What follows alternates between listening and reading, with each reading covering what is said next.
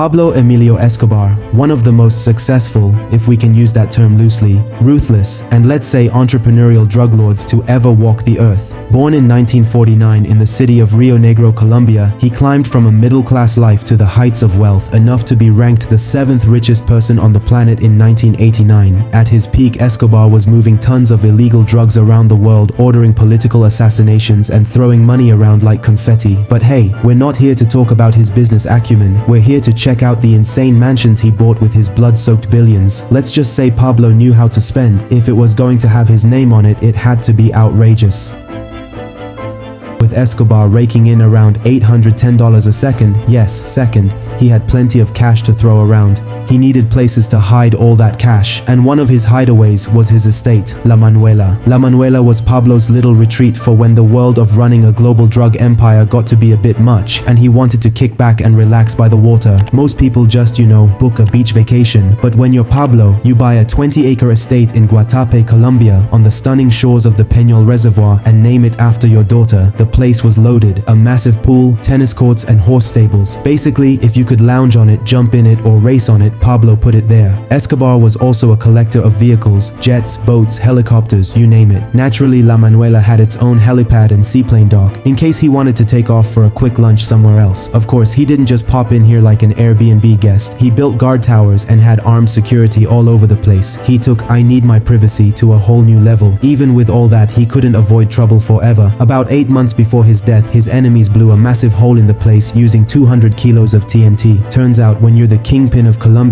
your vacation home isn't exactly sacred. After Escobar's death, La Manuela was left abandoned and taken over by nature. Today, it's covered in vines and plants, although it has a second life as a popular paintball site. Go figure. And while we're on the topic of money, people still visit La Manuela, tearing through it looking for hidden cash. Apparently, about $2.1 billion a year would just disappear from his empire, either eaten by rats, destroyed by weather, or lost in forgotten hiding spots. Talk about a rainy day fund.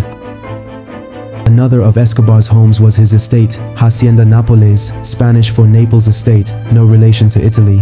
This place was his pride and joy, a little playground he could retreat to and indulge his inner child, his inner very dangerous child. Built in Puerto Triunfo, Colombia, Hacienda Nápoles spanned 7.7 square miles. That's bigger than Disneyland Paris, just for him and his family. Pablo went all out here, adding things most of us only dream of. A mansion, a sculpture garden, a zoo with all sorts of exotic animals including his famous hippos, a bull ring, and a racetrack. It was like Pablo was playing real-life Sims on the cheat mode setting. This estate even had its own airport big enough to house his private jets and parking for his collection of luxury cars. Escobar didn't do small. If he wanted it, he added it. After Escobar's death, the Colombian government eventually converted Hacienda Nápoles into a family-friendly theme park, built on the legacy of a very family-unfriendly man. You can still visit it today, hippos and all.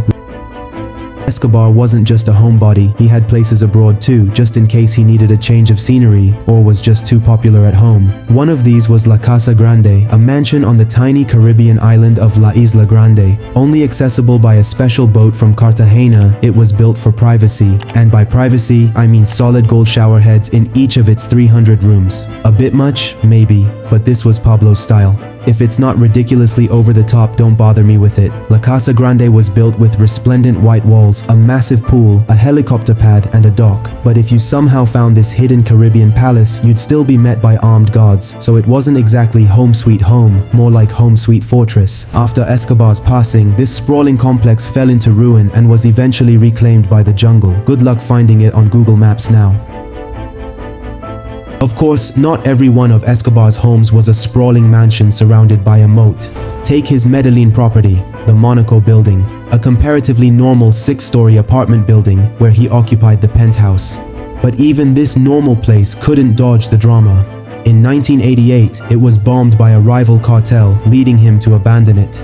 Years after Escobar's death, the Monaco building became a tourist site, until officials finally decided to demolish it in 2018 to make way for a memorial honoring the victims of Escobar's reign. The lesson here: real estate doesn't stay valuable forever, especially if it's tied to one of the world's most infamous kingpins.